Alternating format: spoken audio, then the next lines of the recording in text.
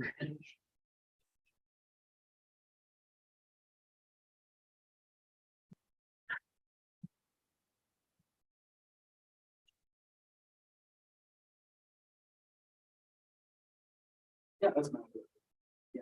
it's Monday, January 16th, and I'd like to call this meeting to order. It's our second regular council meeting for this term.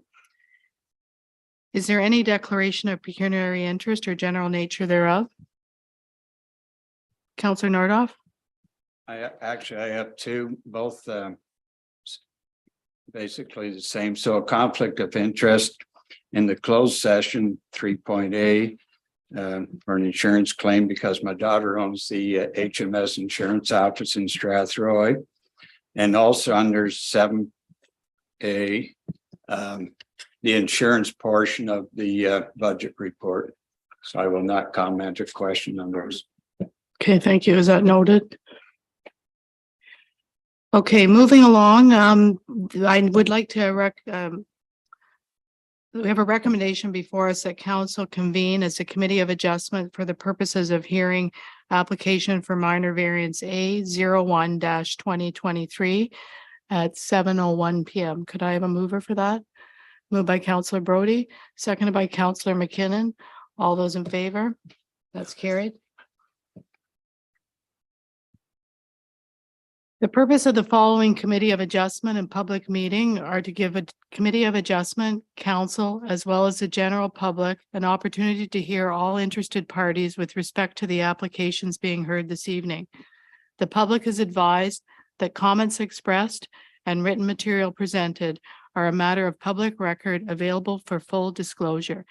If a person or public body files an appeal of a decision made this evening to the Ontario Land Tribunal without having made a written submission to the committee and or council, the tribunal may dismiss the appeal.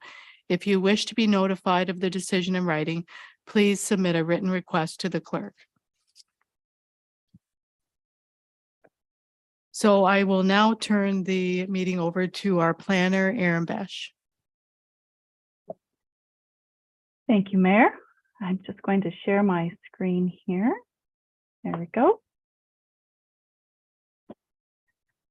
So the first application this evening, it's actually two applications together, one within the Committee of Adjustment and one within Council.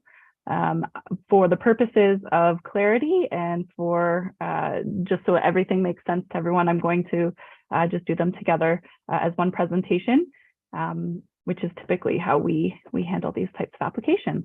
So the first application is for the minor variance. So we are seeking relief from section 10.2 of the Adelaide Metcalfe zoning bylaw to permit a rear yard setback of 6 meters, whereas a minimum of 12 meters is required in the village residential zone. So this minor variance would facilitate the construction of a new dwelling fronting onto Havelock Street.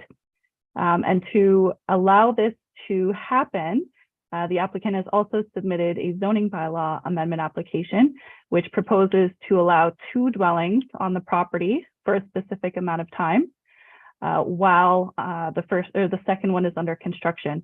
Once the new construction is complete, the first structure will be removed, and the temporary use provision of the bylaw will expire and return to the underlying village residential zone. So the existing residents, again, would have up to 2-year period with the zoning bylaw, the temporary use zoning bylaw, or the occupancy of the new single detached dwelling, whichever occurs first. So the subject property contains an existing single detached dwelling fronting onto Kerwood. The applicants are proposing to continue to live in while a new dwelling fronting onto Havelock is constructed. Due to the definitions within the zoning bylaw, Kerwood Road is considered the front lot line, as it is shorter than the lot line facing onto Havelock. This is considered the rear lot line. So the applicants are proposing to locate the new dwelling 6 meters from the rear lot line on Havelock Street, whereas the rear yard setback in the VR zone is 12 meters. So I have analyzed the zoning application. I am satisfied that it is consistent with the PPS and conforms to the policies of our township official plan.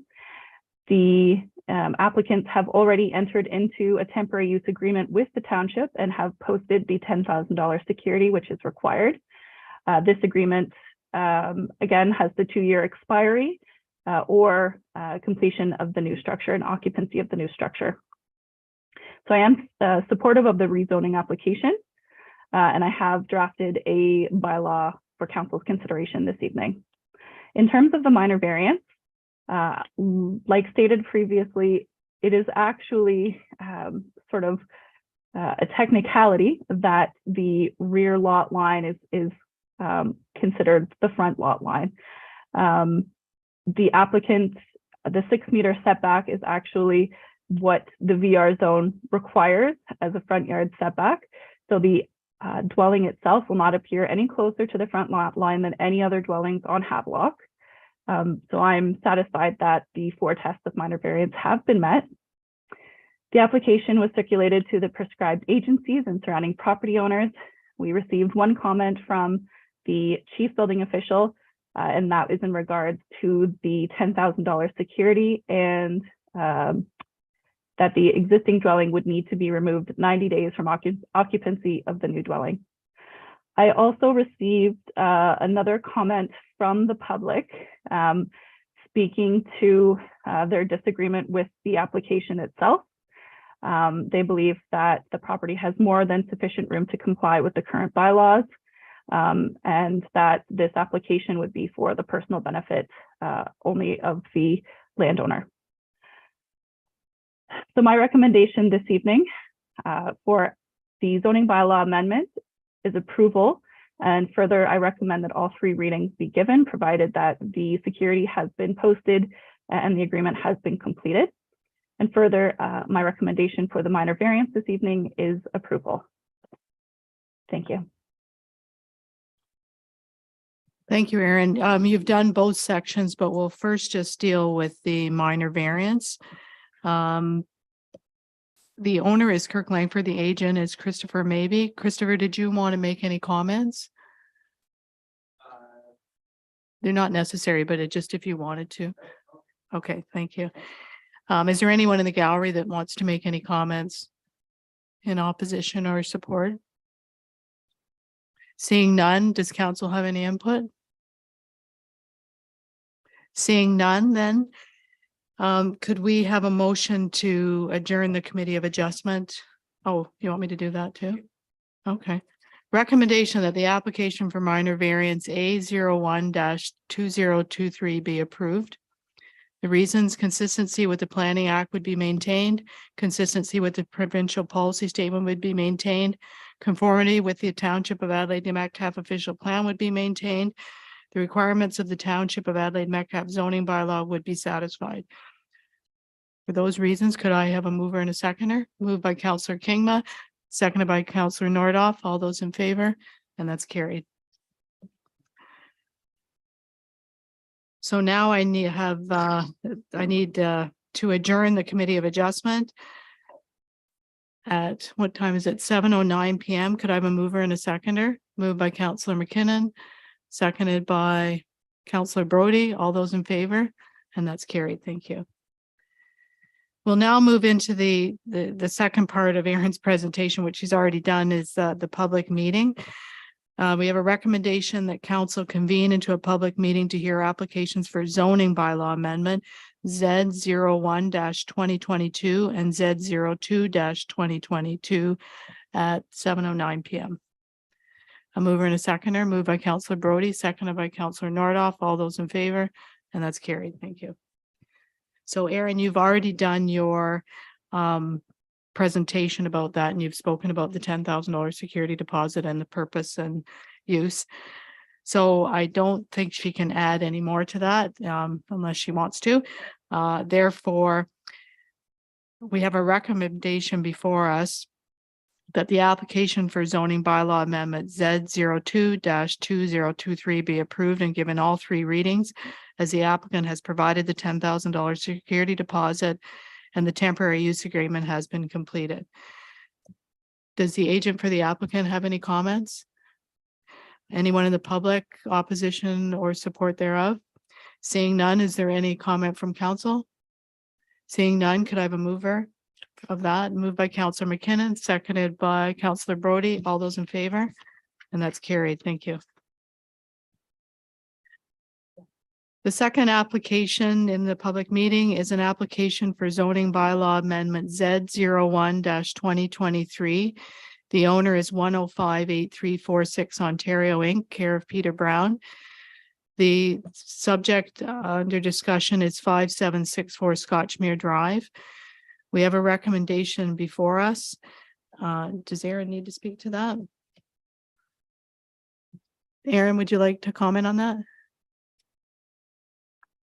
Sure, Madam Mayor, I will just give my usual little spiel. Okay. So the application will be familiar to council, as we have recently dealt with the consent application, which would sever the surplus farm dwelling from the larger farm parcel. So the applicant has submitted their required rezoning application, and we're looking to rezone the small residential piece from general agriculture to the surplus dwelling zone. This would recognize the residential use and restrict agricultural uses on this property. The application is also looking to amend the zoning of the larger parcel, the farm parcel, from general agricultural to agriculture only, and this would prohibit new residential uses on the land. I have prepared an implementing bylaw for council's consideration this evening. My recommendation for the application is approval, and further that council proceed with all three readings of the bylaw, as a copy of the registered plan has been received. Thank you. Thank you, Aaron. We have a recommendation before us that the application for zoning bylaw amendment Z01-2023 be approved. Further, that council proceed with all three readings of the implementing bylaw, as a copy of the registered plan has been received. Aaron's already noted the reasons. Consistency with the provincial policy statement would be maintained. Conformity with the County of Middlesex official plan would be maintained, and conformity with the Township of Adelaide Metcalfe official plan would be maintained. I don't see anybody here for Peter Brown. Is there any public? I see some neighbors here from that property. Is there anyone that would like to comment, either opposed or in support of? I see Mr. Howe in the audience there. Did you want to use a microphone or want to yell from the cheap seats? Okay. Okay.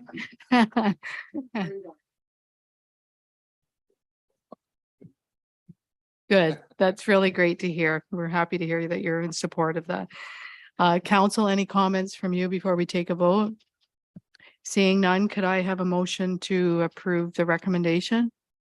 Moved by Councillor Nordoff, seconded by Councillor Brody. All those in favor? And that's carried. So now I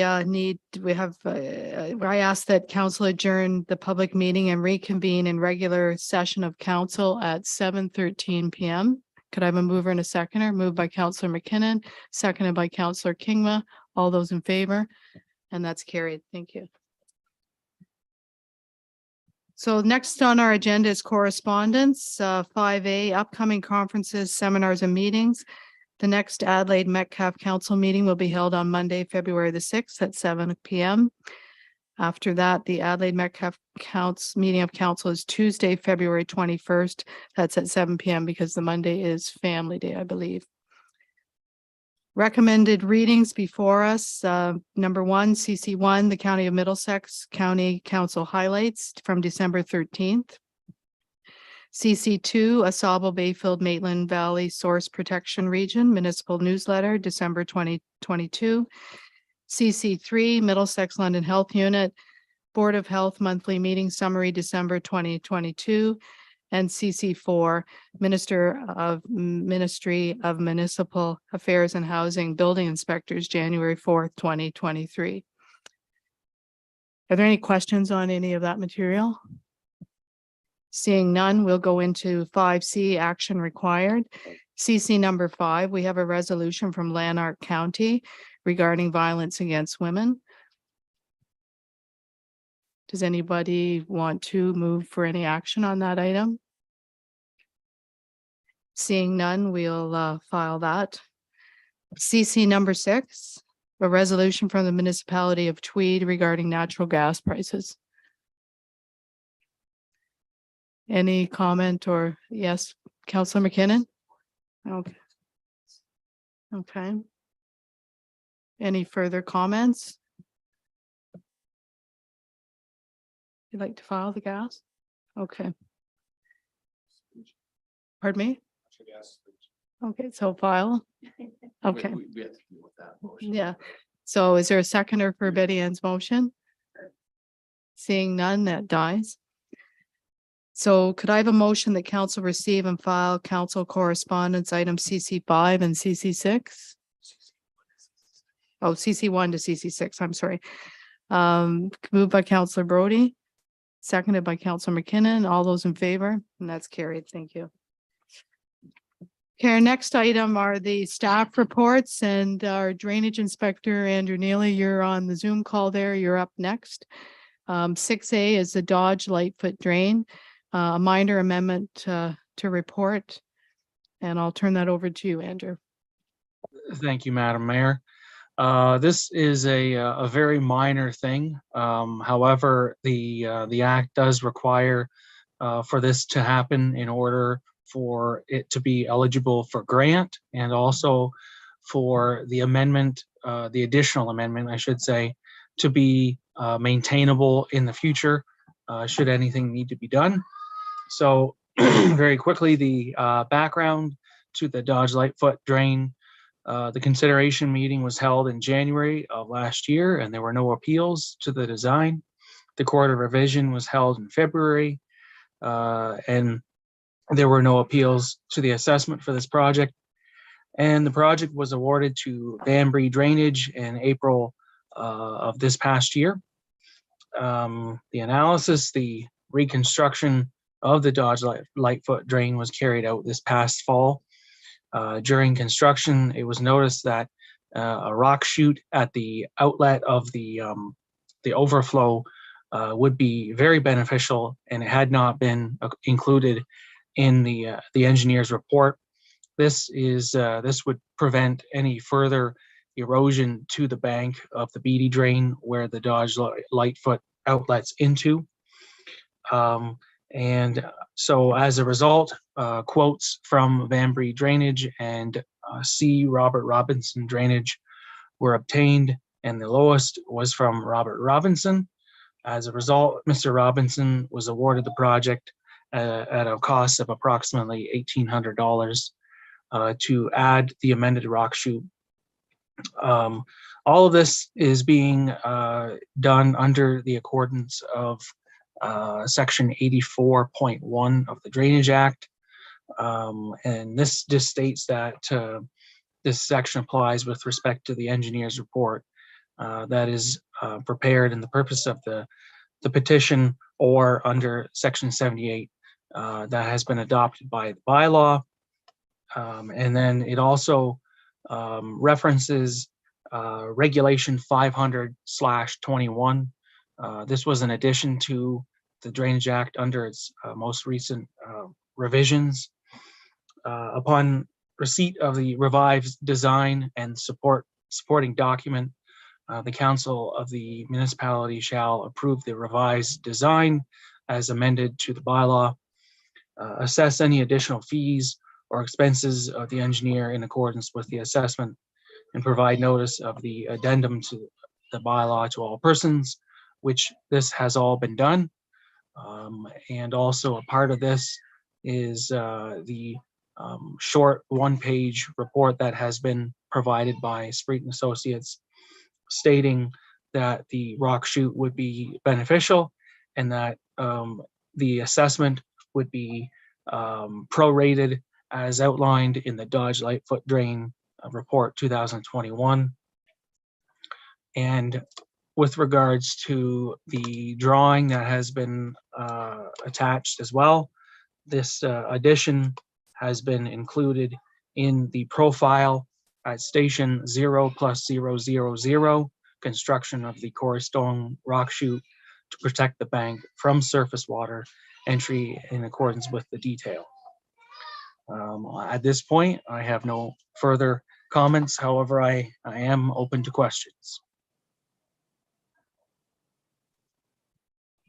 So hearing Andrew's report, do any of the council have a question for Aaron? Or I'm looking at Aaron, sorry, Andrew.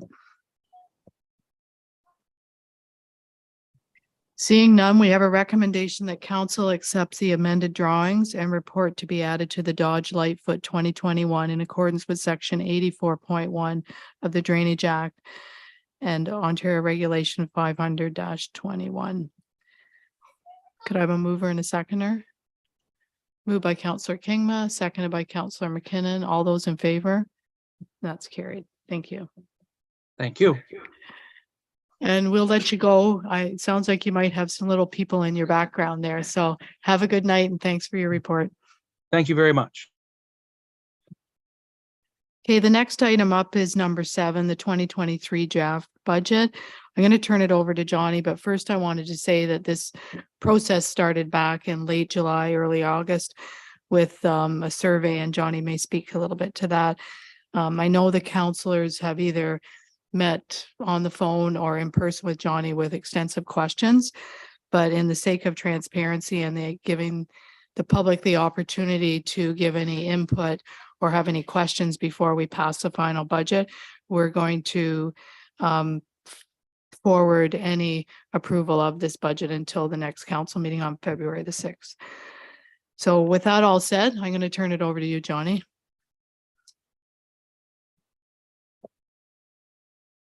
Our treasurer.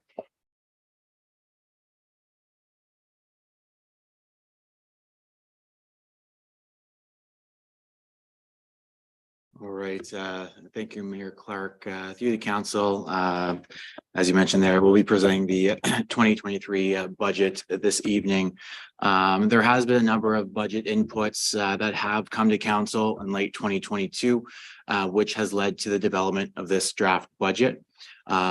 Without some of those council decisions, it would not have been possible to present this budget at the rate we're proposing today. So just the agenda that we're going through, looking at the purpose of a budget, the overall development process, looking at various funding sources, the big picture, where we're landing for the year, and then jumping into the details of how we arrive at those numbers. So in short, the budget is a key planning document in achieving the township's strategic priorities. So it's a financial plan. It sets out the planned expenditures and the means of financing. It's a statement of priorities for the year. It establishes spending limits on programs and services, and it's a basis of financial decision making. But it's also a political document, a type of management document. It links together a number of operational plans, such as the asset management plan, development charges, among others. And it also serves as a communication tool to inform and engage the community. So there's also a requirement under the Municipal Act, under section 291, that council must adopt estimates of all sums for the coming year. And just a note with that, since we just finished off an election, we actually have to pass a budget in 2023. We couldn't budget in 2022. That's just an election type rule. So we are on schedule. Also looking at section 292, we must prepare a balanced budget. So we cannot budget for a surplus or a deficit, unlike other levels of government. So our challenge is striving to meet the needs of as many of our customers as possible in a fiscally responsible way. The process is further complicated where the needs and wants of our citizens are in conflict with one another. There is also frequently a misperception about which services are under the control of local government and which services are provided by other levels of government as well. So as Mayor Clark mentioned, we did start the budget process very early on in July. This is kind of just walks us through the process. So in July, we really started building our budget models and built the budget survey. In August, we kicked off that survey and that was available to the public to comment. We had our first budget meetings as well with staff, and they started working on their operating and capital budgets. The Budget 101 presentation was prepared. I think it actually just fell into the October meeting. It just missed the September, but we completed the 101 presentation to provide council, the community, and candidates just an idea of how the municipal budget is prepared. So also in October, the budget survey was completed and evaluated, and that was presented to council and distributed to staff to include in their department budgets. Come November, the management team were finalizing their draft estimates. We received the final estimates from NPAC. Those are the new assessments for 2023.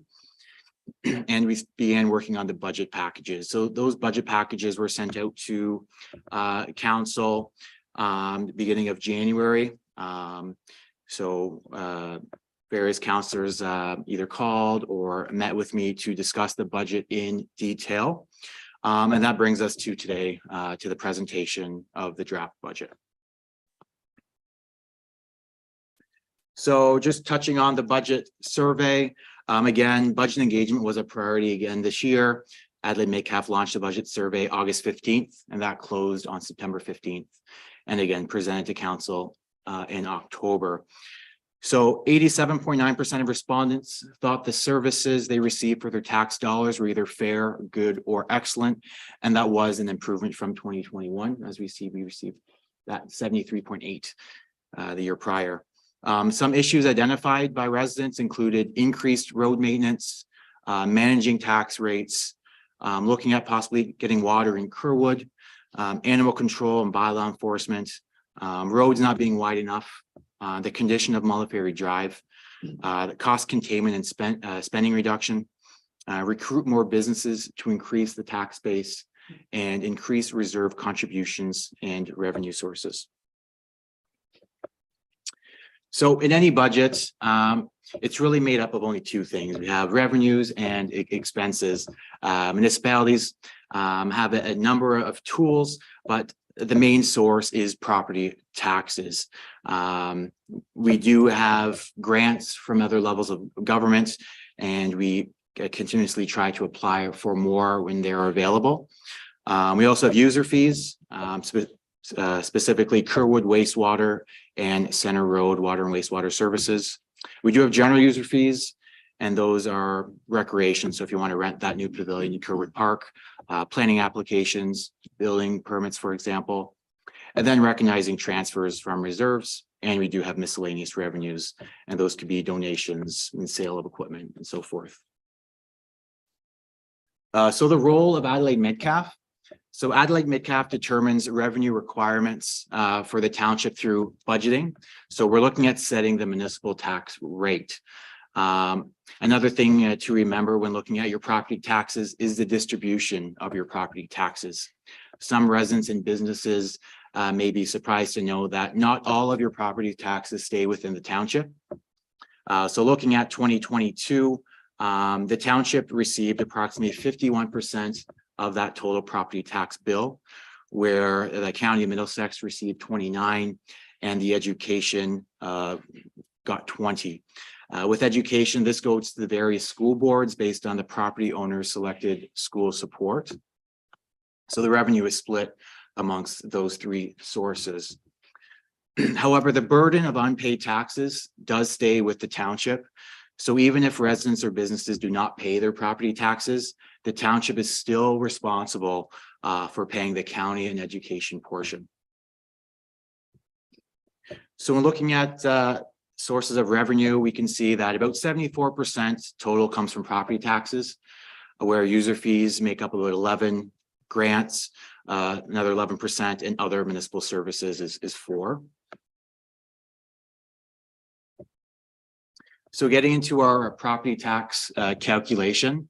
So how are they calculated? What we do is we take the assessed value, and we multiply that against the property tax rate, and that equals the taxes payable for the year. So this is the same calculation in the province as it is provincial legislation. And just to note that the assessed values is determined by MPAC, not the municipality. So property assessment is the basis upon which municipalities raise taxes. So a strong assessment base is critical to a municipality's ability to generate revenues. So MPAC, which is the Municipal Property Assessment Corporation, has delivered the 2023 final assessment roll in November. And just to note, property assessments for 2023 will continue to be based on the 2016 values. I did reach out to MPAC last week, and there is still no update on when the reassessment will take place. So this is just looking at the assessment by property type. So for 2023, our total assessment is about just shy of $1.2 billion of assessment. And that is a relatively small increase from 2022, just seeing a 0.78% increase. So just from a pie chart perspective there, we can see that our farm community makes up just shy of 62% of the total assessment, where residential is at 28%. We do have 10% coming from commercial, industrial, and pipeline. Again, having the benefit of the commercial corridor along Center Road would provide the township with increased commercial and industrial assessment as it gets developed. So switching now to the revenue side, we're looking at about $4.5 million being raised, and this is showing quite the different picture here. So even though residential makes up only 28% of the assessment base, they're actually paying almost 52% of the total tax revenue, where farm, making up 62% of the assessment, is contributing only about 28% of the revenues. And this is due to the farm tax rate of 25% of residential. So how does Adelaide Metcalfe compare to neighboring municipalities? So this is one of my few slides that I include the municipal, county, and education portion. But you can see here, Adelaide Metcalfe is actually in the lower half overall compared to the county.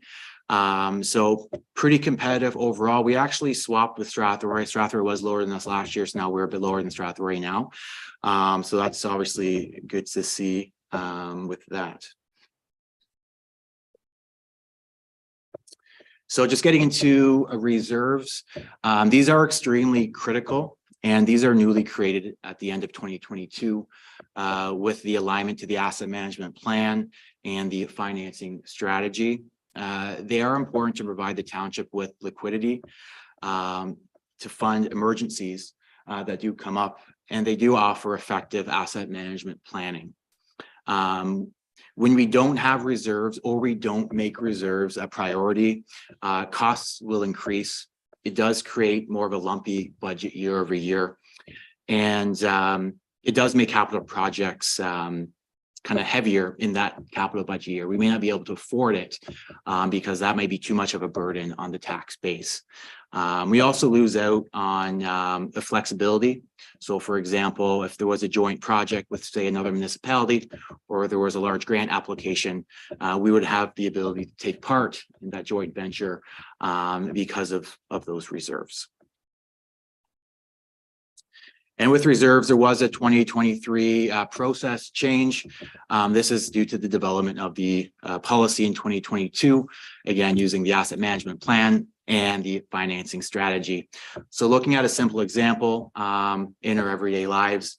So if you knew you needed a new roof, say you had to get new shingles in 5 years, it's smart financial planning to start putting money aside every year.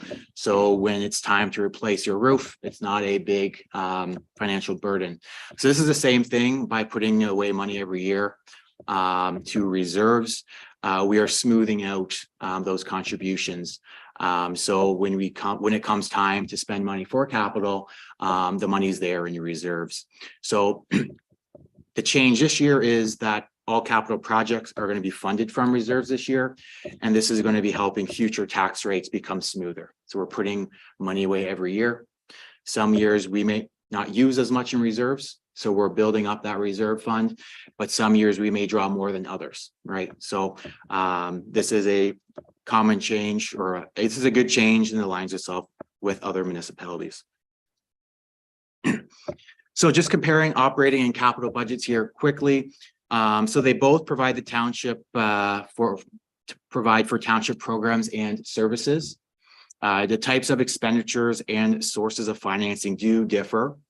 Operating budgets do provide for the annual cost to deliver services and to maintain capital assets, right? Where capital provides investments for infrastructure and other types of assets that provide a long-term benefit, right? So projects can span multiple years, like I said, new infrastructure or renewal and refurbishment. All right, so before we jump into the kind of big picture of where we're landing for 2023, I just wanted to highlight some considerations in developing the budget. So we're trying to enhance transparency, accountability, and incorporating public feedback. Managing competing priorities was also a big one there too, and delivery of a fiscally responsible budget. So there were also ramifications of the continued delay in the property tax reassessment and the aging infrastructure and closing that infrastructure gap now that we have that completed asset management plan done there. There's also community-wide effects of the economic downturn and the unpredictability of provincial and federal funding, which we have definitely seen this year. Inflationary pressures, which we're all seeing in our day-to-day lives right now. Procurement supply challenges, they have gotten better, but there are still unknowns with when we're receiving, especially large capital goods. And then external legislative requirements, specifically Bill 23, that's the More Homes Built Faster Act. We did have some capital and operating carry forward project costs, the commercial corridor policy realignment, and staff capacity and resources. So just looking at the big picture, we're looking at a 2.54% tax rate increase for 2023, looking at a 5.09 tax levy and overall an $8.6 million municipal budget. So with the recommended 2.54% tax rate increase, we have the fundamental building blocks of a well-considered municipal budget. There are no service level cuts, and we are prioritizing good asset and reserve fund management. The 2023 budget addressed increasing costs due to inflation, maintains the current level of services, and allows for much needed infrastructure construction and repair. So now we'll jump into the capital and operating budgets to explain how we arrived at these figures. So just looking at the 5-year plan here, just at a high level. So the forecast here is looking from 2024 to 2027. These are estimates only based on our newly developed asset management plan. This is just to show what the future costs may look like and what we need to start planning for from a financial management perspective. Nothing in the forecast is approved. So it will all come before council for approval in the future. So as you see there, we do expect to spend just shy of $12 million over 5 years. That is a large sum of money. So again, the commitment in putting money away into reserves is critical. But looking at the current year, we are recommending $1.85 million in capital, and we'll go through those. So as you would expect, transportation, so public works, that's the roads department, making up the majority of capital this year at 88%. We're spending a lot more on roads this year. So off the top, we are looking at a Mullaferry Drive reconstruction project from Pike Road to Kerwood Road. This is going to be a multi-year project that we're recommending. This was a budget input discussion as well that came to council in December. But yeah, so $3 million over those few years, that is a large sum. We're looking at also working with the county to realize some cost savings there. So for 2023, we're looking at spending about $250,000. And this is looking at the design and survey, doing some culvert replacements, drainage works, and some tree removal for road widening. So just touching on the budget survey quickly here. So road widening and Mullaferry Drive works were both mentioned, and it's definitely something we're moving forward with this year. So in addition, we do have some resurfacing projects slated for the year for Langan Drive between Townsend and Sexton, 140,000, and Walkers between Melbourne and Thames Road coming in at just over $182,000. And we do have a sidewalk extension on Kerwood Road, and that's connecting the park entrance at $36,000. So in addition, we do have $200,000 slated for a culvert replacement on Scotchmere. And we do have a tandem snowplow, $400,000. That was a carry forward from 2022. So those funds were raised last year and put aside to be used in 2023. And lastly, we do have a grader being replaced, $420,000. That's just based on the asset management plan that is approaching just over 20 years old now. So how are we paying for all this stuff here? So looking at Mulliperry Drive, so we're making use of the Ontario Community Infrastructure Fund. So $190,000 is using those grants for that project. And we are making use of development charges for $60,000. Looking at the resurfacing project, most of those funds are coming from the Canada Community Building Fund, formerly known as federal gas tax. And then Walkers is also, we're using OCIF to top that up. And then the extension on Kerwood Road for those sidewalks, that is fully funded by development charges, as that is a growth related item. And looking at the culverts on, or the culvert on Scotchmere, that's being split almost equally between OCIF and using our life cycle management reserve fund. So looking at our vehicles, again, $400,000 for the snowplow. This is a capital carry forward project. So those funds were raised in 2022. We put those aside to be used in 2023. So no tax levy impact on that. And then the grader is being funded by the life cycle management reserve fund. So moving on to parks and recreation, we do have a carry forward from phase 2 of the Kerwood Park improvements. Again, this is just due to timing. So since our budgets are based on a cash basis, these are the remaining funds to complete the project. So we do have the backstop being replaced, basketball court improvements. We do have some various fencing coming up there in the park and 2 dugout structures. In addition to those, I know the roads team are working on bleachers. So they're doing that work in-house and refurbishing those. So we are realizing some cost savings with that. The park barn improvements, we are seeing $20,000 invested there. So that's replacing the roof, soffit, fascia, and eave straws. So looking at funding for that, again, phase 2 improvements, we have some carry forward, and we are using cash in lieu of parkland reserve fund to top that up. And then the park barn improvements, we're also using cash in lieu of parkland. Just a note, according to Bill 23, we are required to allocate 60% of our cash in lieu of parkland. So that's why you are seeing those funded that way. And finally, moving into the fire department, a few smaller items here. We do have some radio upgrades for just over $10,000 there. That's digital compatibility. And I think that's a county-wide program. We do have some gear being replaced. That's turnout gear and helmets for $15,000. We do have some SCBA cylinders being replaced, and I think that's self-contained breathing apparatus, if I'm right, for $6,000. And then we do have 6,000 hoses, which is a carry forward from 2022.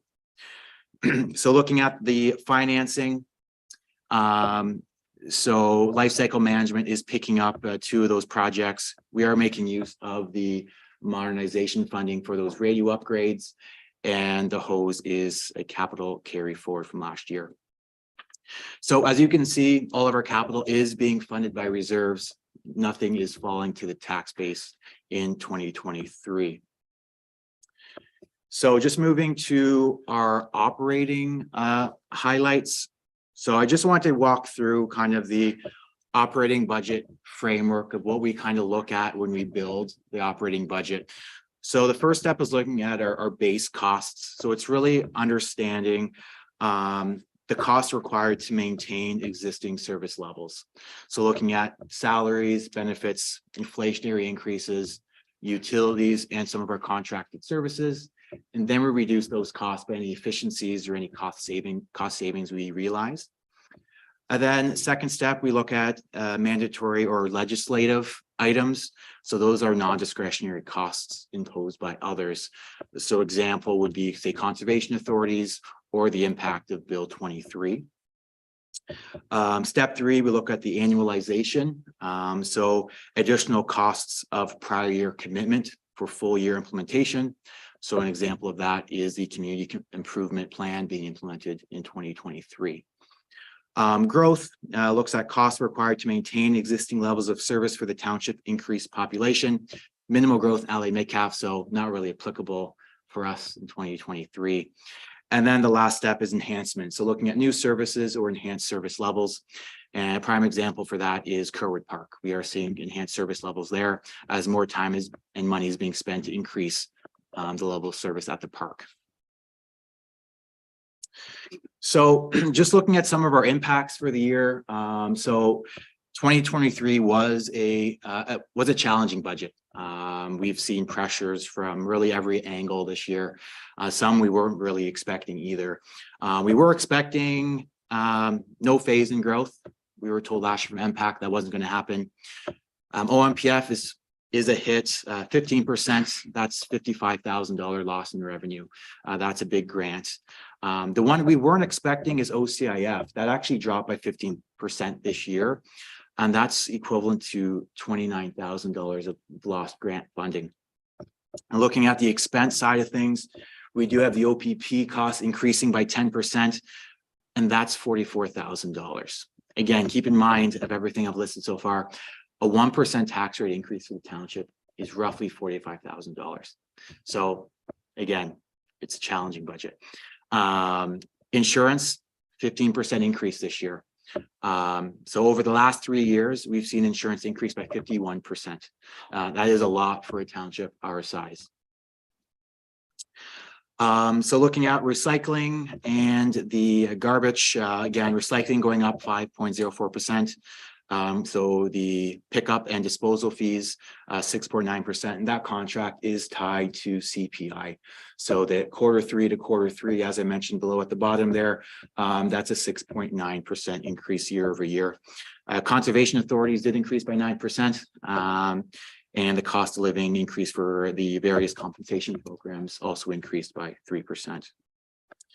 So a few other things, fuel costs have also increased. Just like we've seen in our day-to-day lives as well. Increased cost of materials, public works have realized increases there as they do purchase a lot of materials in bulk. Outside contracts we've seen have gone up, animal control, bylaw, grass cutting, and snow plowing services. And like I said, we did implement the new CIP program. So rising costs of hydro and gas were also considered in the budget. The council honorarium or that remuneration was factored in, and then the increased funding to address the infrastructure gap.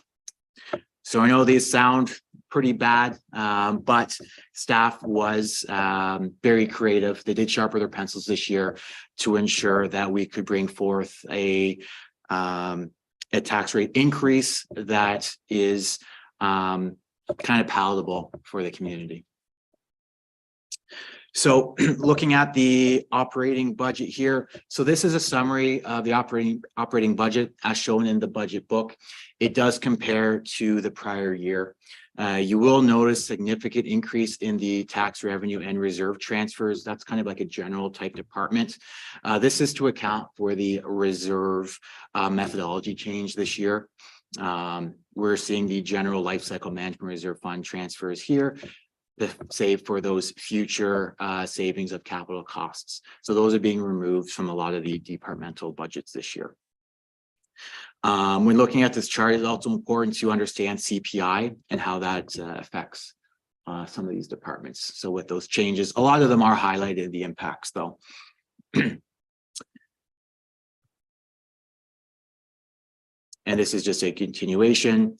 As mentioned, a lot of these increases have already been highlighted in the impacts slides. So just how do these expenses kind of pan out with all the departments? We can see that general government here is showing a 43% makeup of the overall expense. This is pretty large because we're putting money away into reserves. There's $1.76 million included in general government there. So the township wouldn't be able to invest in renewable infrastructure without putting that money away. So this is probably a chart most people are familiar with seeing. I excluded the reserve transfers. This is looking more at the operational costs for the year. So we can see typically public works is usually leading the pack with most of the expenses, as they are in the front line actively working on our roads and various infrastructure.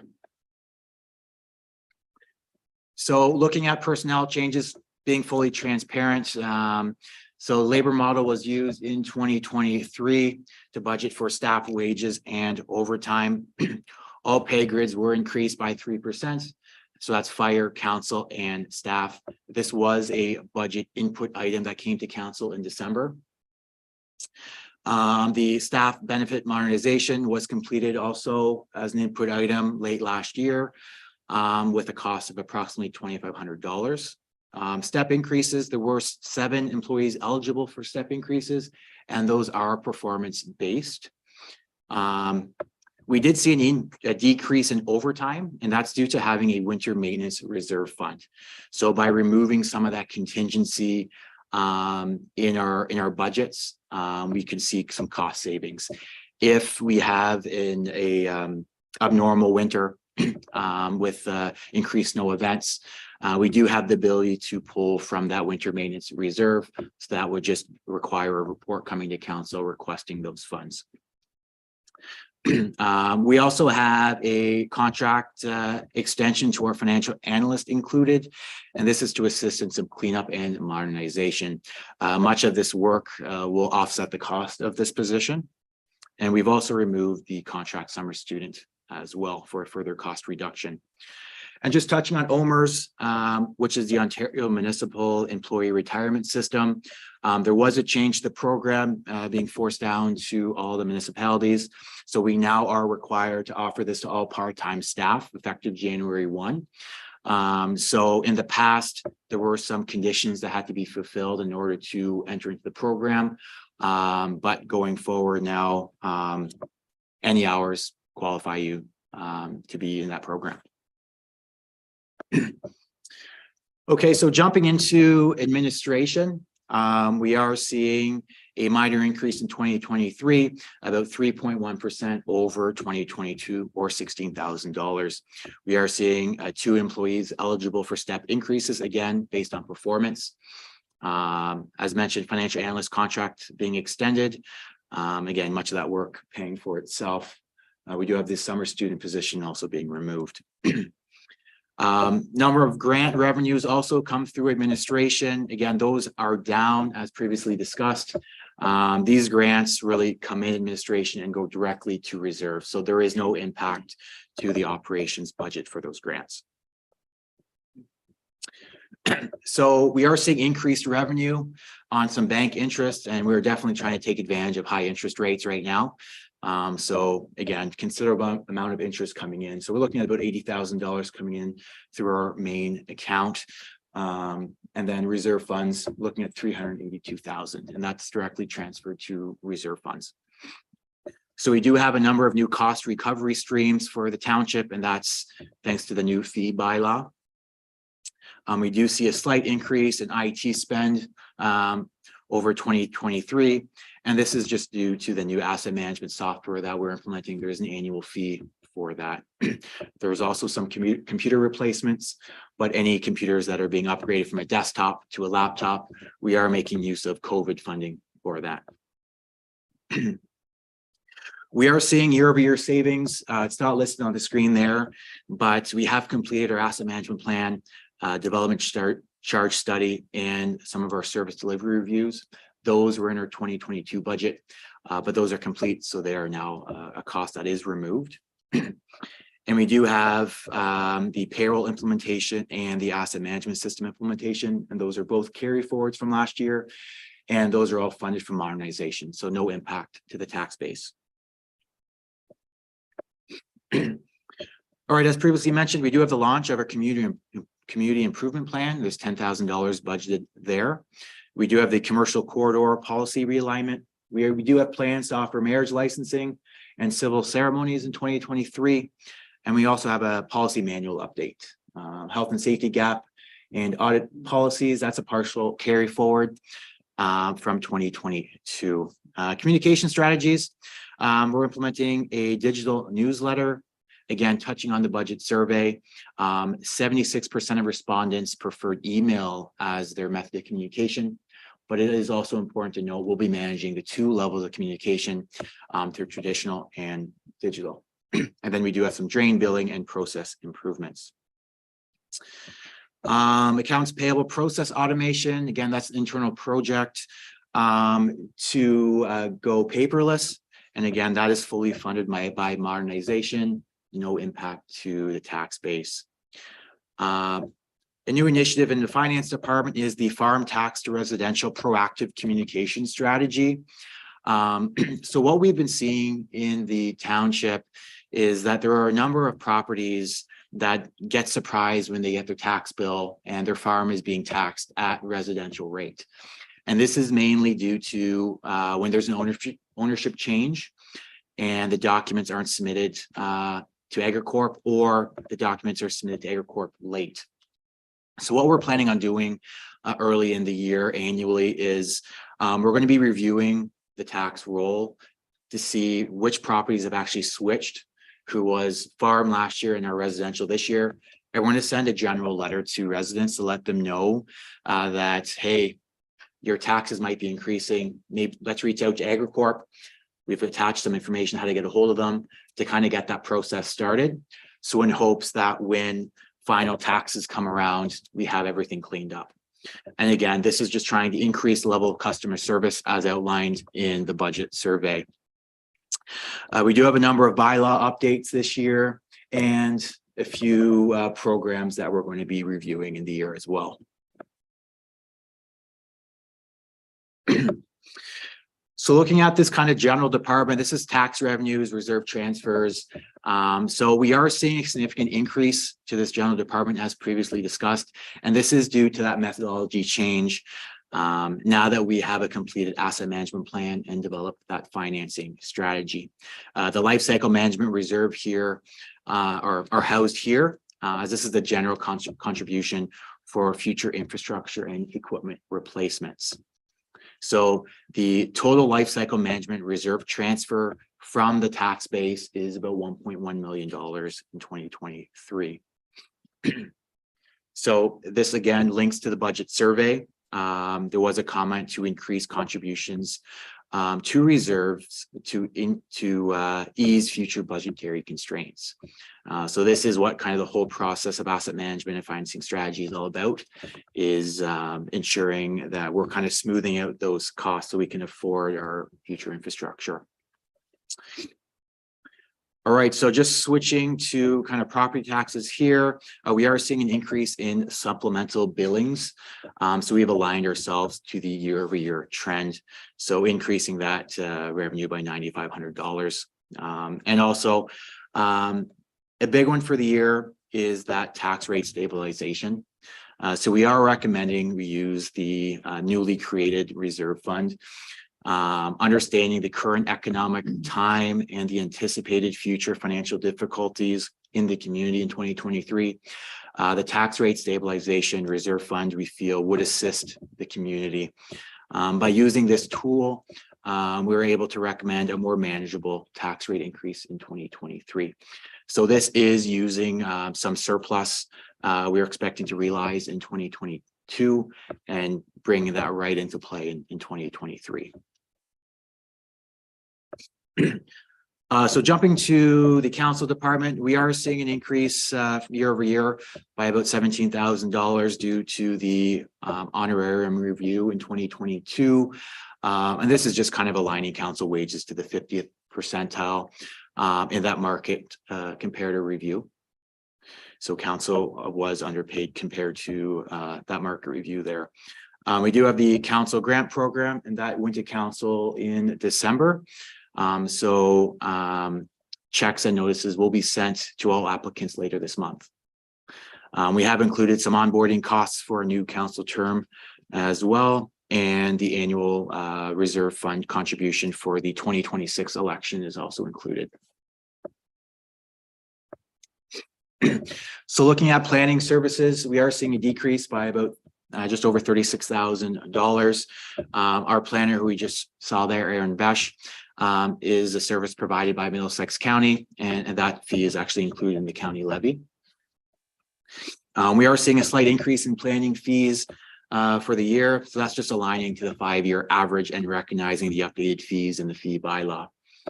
We do have plans to dispose of the panel lane lands, which is why we're seeing increased revenue in the department. And this is a result of the department decrease for the year, as there's a cost recovery component there. I'm looking at legal. This is kind of a standing amount to deal with various planning legal decisions. We do have the official plan review and update slated for 2023. And again, that is included in the county levy cost, which is great. And then we have a new planning signage as an operational project we plan on implementing this year. So looking at our cemeteries, we are seeing a decrease in this department. Now, this is mainly due to interest income. Again, we have invested, organized our funds this year, reached out to the Bereavement Board of Ontario. So we can't touch the principal of these funds, but we can tap into the interest earnings. So historically, we were not earning much interest on these funds.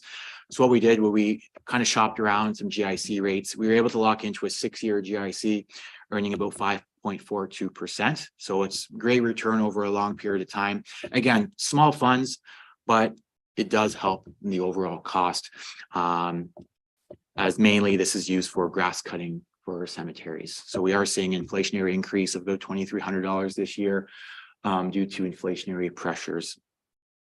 And then as far as internal project, we are looking at the improvement of the cemetery program, just completeness of information and reporting.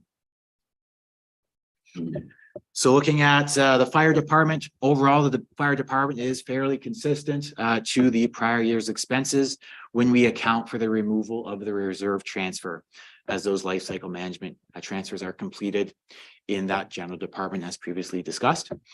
So the chief was successful in obtaining a training grant. So grant money is always nice to see, and that's to help offset some of our training costs. We are seeing an increase in motor vehicle collisions.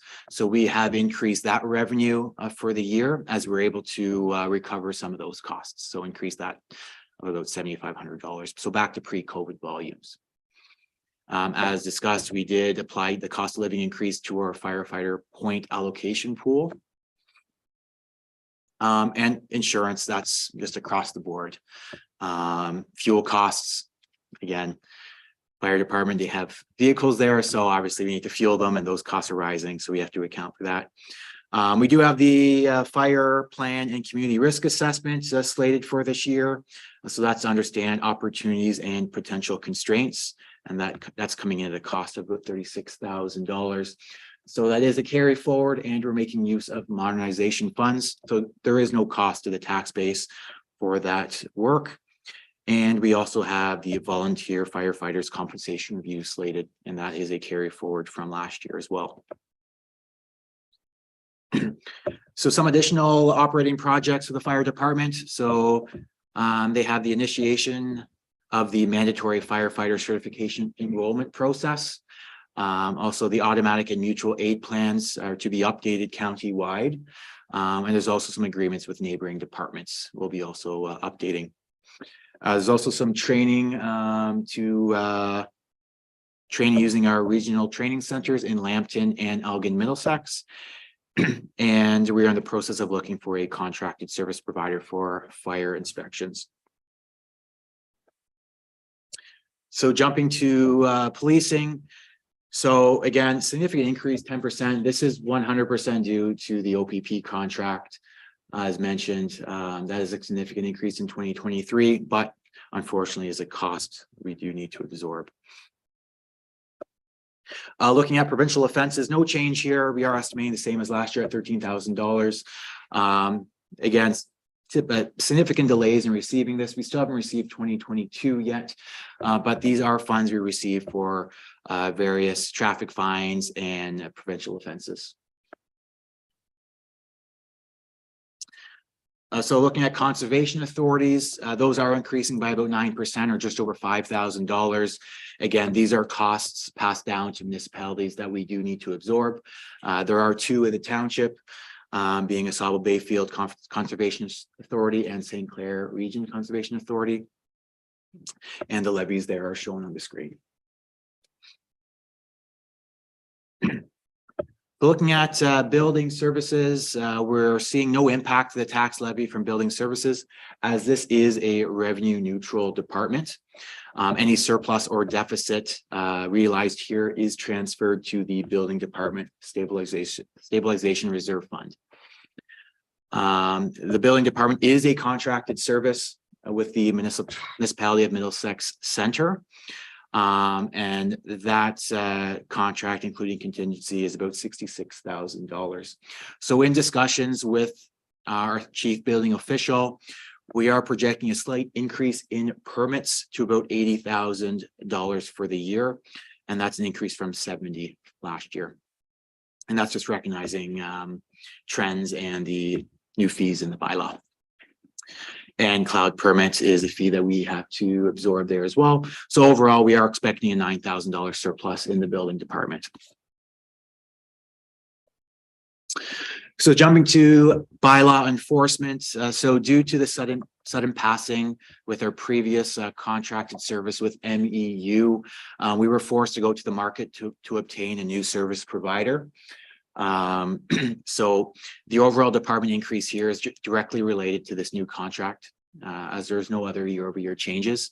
So the contract is with the tenant group for a one-year term. And again, bylaw enforcement is really an education first mindset. And yeah, it's really dealing with bylaw complaints that come forward. We're not actively looking at dealing with addressing issues. Looking at animal control, some of these percentages look pretty wild there, but let's just stick with the number on this one. It's only $4,700 increase. So the revenue is consistent to 2022 at just over $13,000. Those are to be billed in April, and we'll be advertising on our social media platforms when those go out. We are hoping to review the program in 2023 and a report being brought back to council with that. So the main reason for the increase in the department is due to the new service contract with the Humane Society. We were previously using the Glencoe Animal Shelter, but due to the retirement there, the shelter has closed. All right, so looking at recreation, so an increase there, about $30,000. So really, this is just to better understand the true costs of the park. So we're allocating staff labor in 2023. So this will just kind of help us understand the true cost of offering the current levels of service. Since the staff is being allocated there this year, that is making up the majority of the increase in 2022. We are seeing some revenues increase due to the new fee bylaw. We do have some washroom updates, adding stalls and some change tables there. And we are adding an EV charging station, and I believe that's well underway. And that's due to the successful grant from Middlesex County. Again, seeing the same increase to insurance at the park, and we do have the continuation of the Richardson Tree Program, which is fully funded by a reserve. So this is a donation from many years ago for hard maple trees. So this was a very popular program in 2022, and we were sold out very quickly. So keep an eye out for the launch of that program later this year. So it's always a fun one when you get something for free.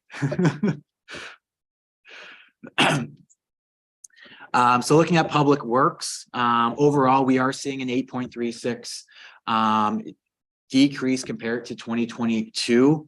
But once we remove the life cycle funding transfer, so last year we did include $200,000 towards the Mulla Ferry Drive project. So when we remove that, Public Works is actually seeing a slight increase to budget, or the 2022 budget, by 3.6%, or $55,000. So looking at employees, 4 were eligible for step increases. Again, these are performance based. We were able to cut down on overtime by 50%, and that again is due to our new reserve and reserve fund policy. So again, Public Works responsible for the delivery of sustainable transportation infrastructure.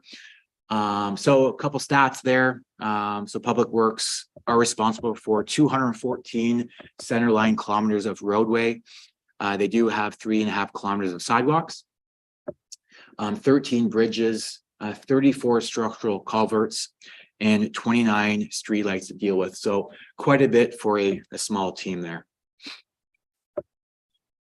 So looking at some of our inflationary increases for Public Works, we are seeing hardtop maintenance increase by 50%. Again, $10,000 increase. That number percentage is a lot larger than what it actually is. Loose top road maintenance, 9% increase, or about $20,000. Dust control increase of 16%, or $15,000. And we do have the sidewalk maintenance contract, which increased 44%, or $15,000. Again, seeing increases in insurance and fuel costs.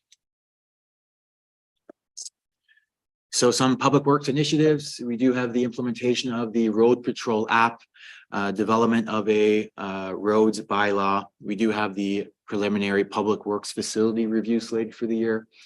And we do have increased roadside tree removal of failing trees. And there is also focus on staff training, looking at road school and grader training. Okay, so jumping into waste and recycling. So we are seeing a decrease by 9.4%.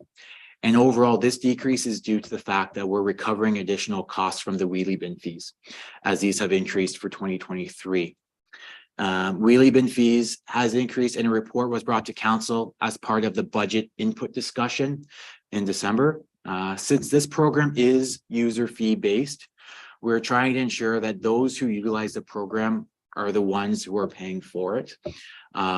We are hopeful next year with the producer pay program, though, in 2024, that will be fairly close to breaking even next year if those recycling costs are taken over by the producers. So just going over the fees there, the wheelie bins have increased to 120, 170, and 225. They were 100, 140, and 185. So as discussed earlier, BRA has increased their disposal and automated fees by 6.9%. Again, that's directly tied to inflation. Recycling did increase by 5%. So the township was faced with significant pressures here.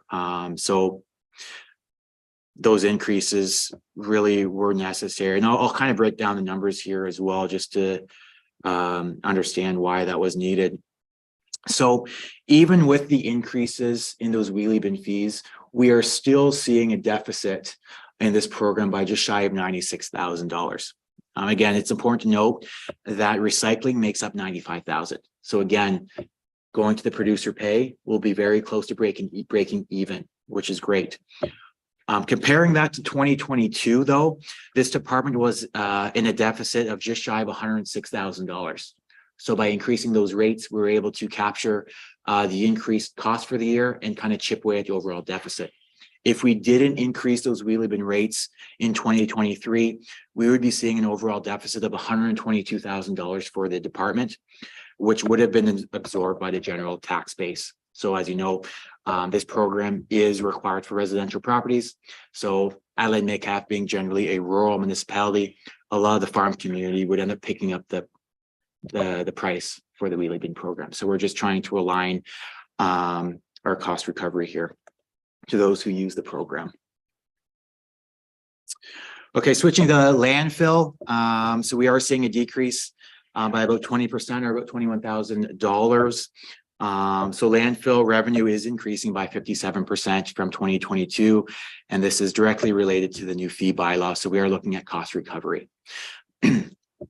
So we had a post-closure liability report completed, and that's identifying that we have about 4.5 years left of capacity at that landfill. Switching to the wheelie bin program has helped the landfill as we're diverting waste away from the township. It's important to note that the landfill does currently have room to expand at the current location. So there is ministry approvals required to do so. We do have 2 part-time staff that work at the landfill there. We did see some costs removed from the budget this year as the Callum Road landfill closure plan has been completed. We are seeing a reserve transfer for the future landfill closure and liability. So that is a requirement that we have to kind of build a reserve for once this landfill eventually closed in the future, that's how we kind of pay for the monitoring of that site. Overall, we are projecting landfill at an operating loss of just shy of $82,000. Again, comparing that to 2022, we were losing $103,000. So again, focusing on cost recovery, we are reducing the deficit. Again, it's not uncommon to see landfills run in a deficit, as that is a service being provided to residents. It just comes down to council, what they feel comfortable with as the overall cost recovery there. So looking at wastewater services in Kerwood, we are seeing a net increase by almost 73% or $40,000. The system operating revenue, which is billed on final taxes, is coming in at around $41,000. Again, that annual fee has increased from $675 to $725. That report was brought to council as a budget input item in December. We aren't budgeting any connection fees in 2023, just to be conservative. The rate study, we have $7,000 carry forward, and that is a kind of a partnered study with Center Road, so realizing some cost savings there. We do have contracted service with Aqua to maintain and operate the system at $50,000, and we are just aligning hydro to the prior versus the prior year, so just aligning with actual, so we're increasing that by $4,000. So life cycle management reserve fund contribution, $65,000. This is aligning ourselves to the asset management plan and financing strategy. This is the reason why this department has increased year over year. So we were not putting enough money aside for the future replacement of this infrastructure. So last year's deficit was about $55,000. So the difference between the reserve fund contribution is $40,000 is the difference there. So looking at Center Road, we are seeing a decrease to this department by about $104,000 or 36%. We are seeing system operating revenue that is now billed through Strathroy Caradoc. It was Integris. So we're expecting to see $70,000 come in from that. We do have a potential infrastructure and capacity study of $30,000. Again, this is a carry forward project from 2022. MOECP water license, that's the Ministry of Environment, Conservation and Parks, of $18,000. We do have that rate study, like I just mentioned, for Kerwood Park, joint project between the 2 sites. And then we also looked at the life cycle management reserve fund contribution of just over $37,000 per the asset management plan. I just want to make a note, when you're seeing the life cycle management reserve fund contributions, I have separated these because these are user specific departments, Kerwood and Center Road. So in theory, those users should be paying for these departments, where the general municipal funds are separated in that general department. So we also budget about $70,000 of legal fees to deal with the servicing dispute. So overall, we are looking at a department deficit of just shy of $181,000 for the year. So I actually do just want to touch on some of those carry forward projects briefly.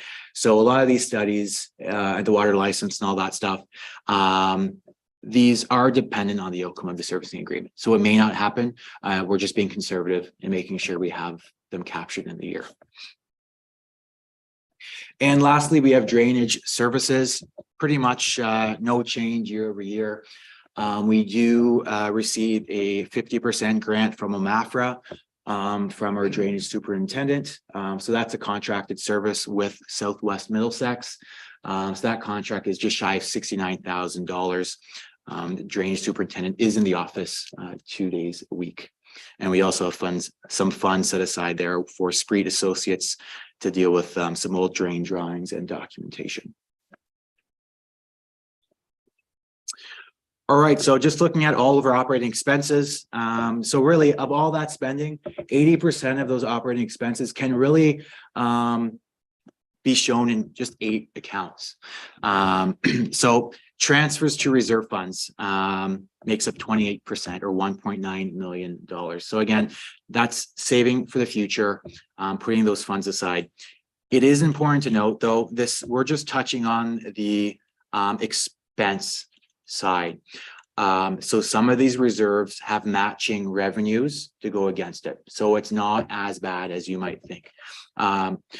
For example, the OCIF funding we receive, the Canada Community Building Fund, and all that interest revenue, I believe that makes up almost $700,000 itself. So keep that in mind when you look at that big number. We also have wages at 23.1%. Again, that is not uncommon to see wages as one of the top expenses. Without our great team, really nothing can get accomplished. So the team on the roads, fixing our roads, plowing the roads, dealing with their infrastructure, the firefighters working on those calls, responding to those scenes. Without our team, really nothing can get done. Then we have contracted services. Again, I know that might look like a lot of $1 million. Keep in mind, OPP makes up $484,000 of that. And we do have some contracted services with our, like I said, drainage superintendent. We do have building services at Middlesex Center. We have bylaw enforcement, animal control, just to name a few. You can quickly add up there. Loose top road maintenance, gravel. Yes. All right.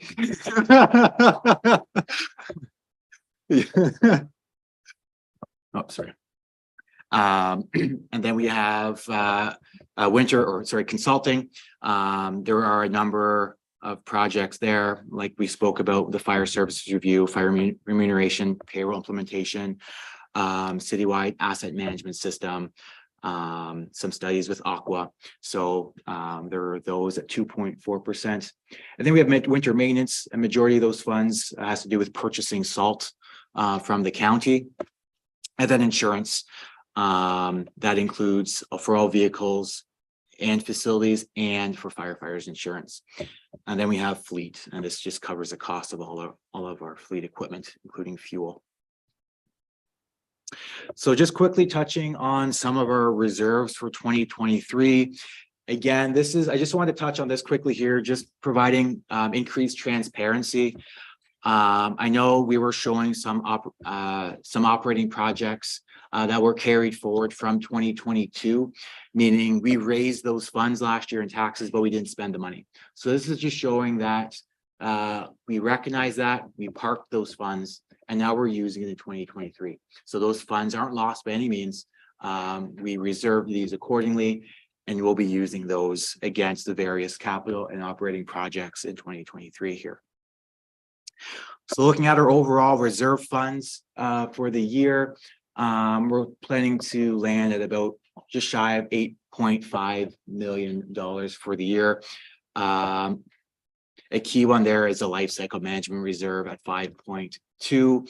Again, some of these dollar values may look like it's a lot of money, but when you look at the asset management plan,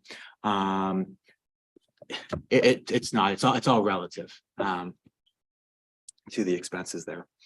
I just want to touch on the investment strategy. So we were taking advantage of high interest rates in 2023 here, or in 2022 as well. So as Mayor Clark mentioned during the debate at the fire hall there, It's not always trying to find ways to cut costs, but also trying to find other sources of revenue. And this is exactly what we did this year.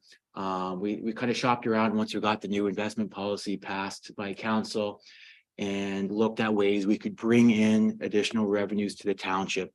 So based on some council decisions late in the year, we were able to set aside $4 million in a GIC at a rate of 5.64%. So we are generating just over $250,000 of interest earnings there, which is great. We also renegotiate our interest rates at our financial institution as well. So a slight improvement there. So we're now earning prime less 1.5% on all of our funds. So again, budget survey comment was increasing finances without residents having to pay for funds on taxes. And this is exactly what we're trying to do, is trying to find different revenue streams to help the tax base out. So overall, we're looking again, like I said, a 2.54% tax rate increase. And just touching on how does this affect the typical taxpayer. So according to MPAC, the average assessment, residential assessment, is around $290,000 in Adelaide Metcalfe. So looking at the municipal portion only, so we're excluding education and the county, just because we don't control those. We are looking at an increase at about $51 for the year, or $4.28 a month. And again, there is no reassessment year over year. Doesn't mean you may have an assessment increase if maybe you added a building on your property, or any type of improvement to your property that would warrant an increase. But overall, MPAC did not reassess the property. So if you had no changes to your property, your assessment should stay the same. So jumping to farm, what does that look like? So again, applying the 2.54% tax rate increase. According to MPAC, the average farm assessment is $800,000. So we are looking at a $36 increase year over year, or about $2.95. So overall, that concludes the presentation. So here's my information to stay in touch for the community. If there's any questions, feel free to reach out. But if there's any questions from council, I'll be happy to answer those. Thank you, Johnny. That was very comprehensive. Does anybody have any questions before I make some comments? Seeing none. Thanks again, Johnny. For those that are in the gallery tonight, we had tasked this our new team in the last year and a half with embracing a private sector mentality to realize efficiencies, go after grants, and look for monies we were leaving on the table, cash sitting in bank accounts. And Johnny was very aggressive in negotiating with an institution that we have not dealt with before, but they're solid. There's no risk. Well, I guess there's always a little bit of risk, and we're not playing the stock market. So, but having said all of that, as you can see, $250,000 makes a big difference. And that was money that was being left on the table that we weren't going after before. So we will continue to challenge staff and to make you think this is your own money. And we really appreciate all your efforts. Cost recovery is sort of been the name of the game here. So I know everybody's asked a lot of questions. We've worked with Johnny. The nice thing about this budget is there's been an approach all along the way that when Johnny would get information about the OPP increase, we knew right off the hop we had 1% to fight against. So we try to mitigate where we can and find some savings, as well as try to find extra revenue, which we've done. So before us, we have a recommendation that the 2023 draft budget be received, and further that the 2023 budget be forwarded to the February 6, 2023 meeting of council for consideration of approval. That's moved by Councillor Nordoff, seconded by Councillor McKinnon. All those in favor? And that's carried. Thank you. I'm going to jump around a little bit on the agenda. And normally we'd go into closed session now, but I think we'll have other business before we do that. Does anybody have anything they want to add to other business? Okay, well, I'd like to take this opportunity. Sorry, Garrett, go ahead. I missed your hand there. Yeah, hey, this is to you, okay, Mayor Sue? Oh, Um, you have any reflections on the emergency that we just went through? well, it's funny you should say that, and this is not a setup, but that's exactly what I was going to speak to. So for those watching on YouTube and those in the gallery, this is our second meeting since this council came into office, and our first one was November 21st or something like that, or no, January, it was December, the first, December 16th or something like that. 12th, okay, thank you. Yeah, okay. So I had to send an email to somebody. So if you just oblige me here, I'm not going to read it word for word, but I'll take some pieces out of it. And just as a follow-up to Garrett's question, just 32 days into this term, we had to declare a state of emergency due to the snow event that hit on December 23rd. And it was primarily at the Kerwood Road and the 402 area that were hit pretty hard. With 52 vehicles involved, the Adelaide Metcalfe Fire Department called in for mutual aid from Warwick and the Strathroy Caradoc Fire Departments. And Dan's here, and if he wants to add, I'll let him jump in. But basically, all three fire departments were full on, and they were responding to multiple accidents, all occurring at the same time in both directions of the 402 for over a kilometer stretch of that area. And with all the lanes blocked, the Adelaide Metcalfe, one of their fire engines, couldn't actually get through. And just to tell you how remarkable our firefighters are, these guys, they were operating in whiteout conditions. They were fighting high winds, drifting snow. They're walking on black ice that they can't really see under the snow. And these guys hauled the rescue equipment by foot over 750 meters in these conditions to rescue the trapped motorists.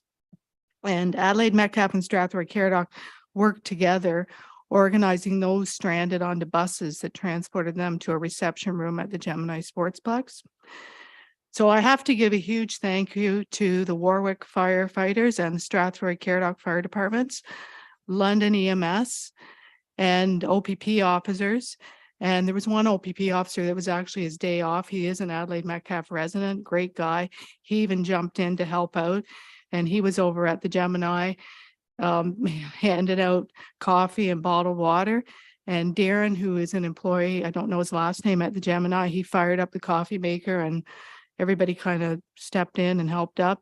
I called the mayor in Strathroy to let him know what was going on because that's not our sandbox. And I thought he should be brought in. So he met me there and we tried to move some people along and help out for people that didn't have cell phones, call for rides. And I would be remiss if I didn't mention Coulter and your team, the Adelaide Metcalfe Road Crew. These guys worked around the clock, clearing snow away as fast as they could clear it. It was drifting back in. And I know there's some people in the gallery that live in my neck of the woods. And the whole time I've lived out here, I don't think I've seen a drift on Mayfair Road that high. So they had to bring extra equipment in when the storm did settle down. And that stretch, there was a small section that didn't get cleared, but the people could still get out the other way. And like you guys were amazing. We kept the state of emergency in place till the 26th so that the crews could get ahead of it. And even the OPPs, so that there was carnage on the 402. There were transport trucks, there were cars with bumpers in the snow. So by the time they were able to clear away the debris, the vehicles and the transports, then they could clear away the drifting snow. So I think it was a great, like our team was fantastic and our neighbors stepped up and helped when they had to. And on behalf of the township, I want to thank the firefighters, the road crew, and our neighbors that helped out when we needed them. So that's all I have to say about that. And Dan, if you want to add anything, you jump right in.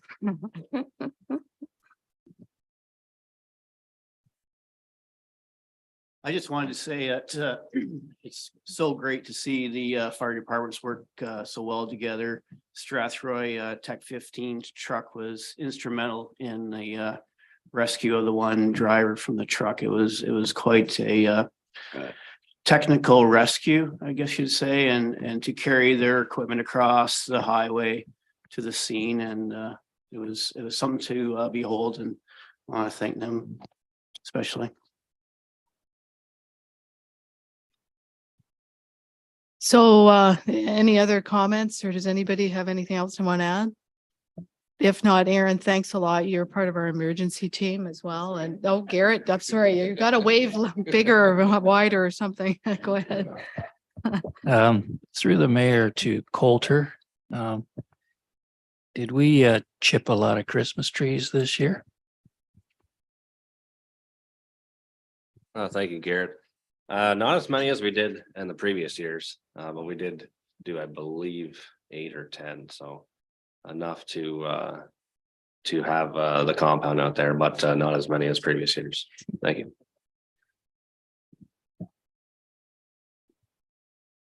Okay, if there's nothing else, we'll now move into section 8, which is the closed session. So I thank those that came to be part of the public and show an interest tonight, and we appreciate that. I have a recommendation that council adjourn to a closed session at 8:36 p.m. pursuant to section 239(2) of the Municipal Act 2001 as amended to discuss the following matters. Advice that is subject to solicitor, client privilege, including communications necessary for that purpose, and insurance claim. So before we go into that closed session, once again, thank you to the public and for coming out. So I'll need a mover to go into closed, moved by Councillor Brody, seconded by Councillor McKinnon. All those in favor?